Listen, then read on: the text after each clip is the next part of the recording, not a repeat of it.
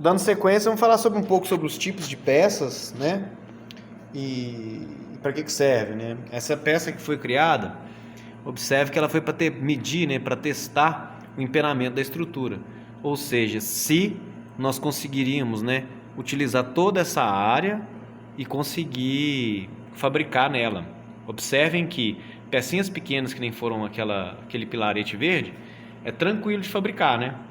Mas você começa a ter peças maiores, né, nós vamos comparar aqui, você começa a ter problema. Então eu criei essa faixa, né, de triângulos para pegar todos os pontos e ver se essa estrutura está calibrada, nivelada.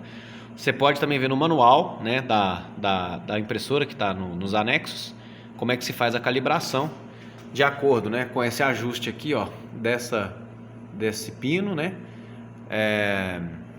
E também tem uma coisinha aqui de silicone que você pode utilizar, né, para uma parte que ficou baixa, ó, lá no final tem outro. Ficou baixa para regular.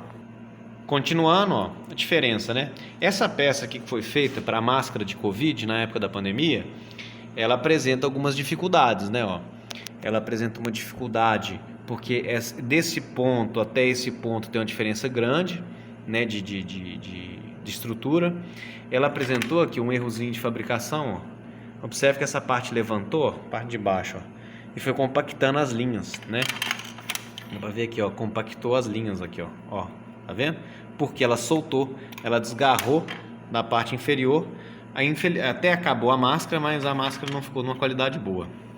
Então tem uma diferença muito grande fazer esse pilarete que nós estávamos fazendo e essa estrutura. Esse pilarete é bem fácil, né? Quando as pessoas falam assim, vamos imprimir em 3D, é fácil, depende muito do que você está fazendo. Outra peça com aba, máscara também, ó, que infelizmente deu errado, aí teve que parar a nossa impressão. Aqui mostra bem também como é que foi feito, né?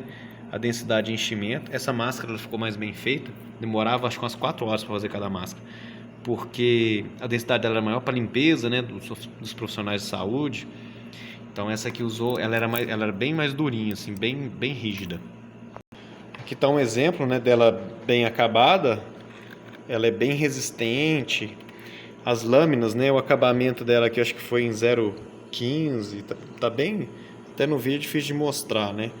Essa peça ficou bem acabada.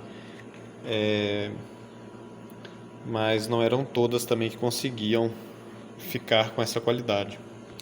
Outra peça que mostra um pouco da dificuldade, a ideia disso aqui era fazer como se fosse um chapéu, um sino, né? Que ele viria para cima aqui, ele foi interrompido no meio.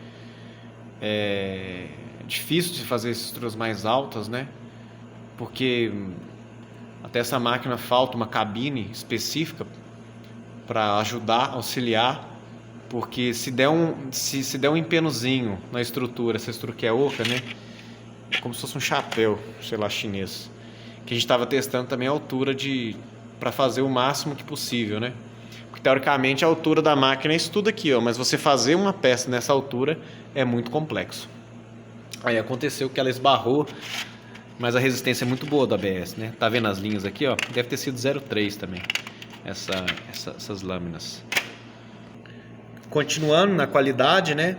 Alguns softwares, eu tenho que estudar alguns outros modelos, mas eles conseguem, vamos supor, finalizar as últimas linhas com alta qualidade. Esse aqui é aquele cachorrinho da Bela e a Fera, mas observe, parece até curva de nível, né? A gente fez rápido, mas aqui, ó, observem que a qualidade, né? Você começa a não ter os detalhes todos, né, da peça. Então o ideal às vezes é fazer até 90% da superfície de um jeito, e lá quando estiver acabando ele diminuiria a velocidade, diminuiria a espessura, né, da camada e faria a finalização. Voltando a falar de qualidade, essa aqui é a peça finalizada na lâmina de 0,3. Esse aqui também já, acho que o ABS já pegou um pouco de umidade, deu um problema. E esse aqui é uma peça, né, de alta qualidade. Esse aqui já acho que é 0,1 mesmo. Observe que você praticamente não vê defeitos, né? Você vê uma estrutura muito acertada, né? As linhas praticamente coincidentes. É difícil de fazer a gravação. Esse furinho eu testei numa furadeira também, para mostrar que você consegue fazer montagens mecânicas, né, com esse plástico. Esse polímero tem bastante qualidade, é tolerante, né, a temperatura. Se ele está fundindo a 230, então até 120, 130 você pode usar limpeza, né? Então, interessante. Mas observe também, né, nas mais rápidas, impressões mais rápidas, não se consegue a mesma qualidade, né? Esse aqui é um exemplo de outro polímero, né, que é um PLA. Não deu muito certo, ele tem, depois só pesquisar, ele tem umas diferenças, né, de temperatura, qualidade de tolerância de precisão, ele resiste menos à temperatura, mas foi um teste aí que também não foi bem sucedido. Esse aqui foi um dos primeiros testes, era um hexágono, né, para física, sei lá, fazendo quadro de química, né, um anel. Ele tem uma qualidade, ficou numa qualidade boa, é bem durável, deve ter uns 4 anos já. E ele essas peças que são mais finas, né, e não tão grandes, não são tão difíceis de serem feitas. Esse aqui é um projeto interessante também, que foi feito no desenho 3D e depois foi repassado. Ele é um porta-lápis que eu estava trabalhando.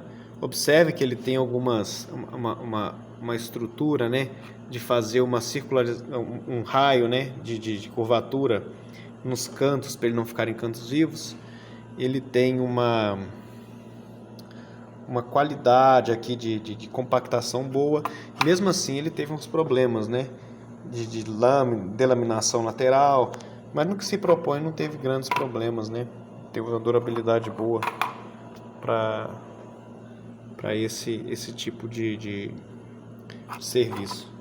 Mas na montagem, um defeito também de montagem que estava analisando, quando você tem uma caixa que vai ter que estruturar, uma vai entrar dentro da outra, qual que é a tolerância, qual que vai ser a folga que você vai deixar, são itens de projeto que você vai ter que analisar.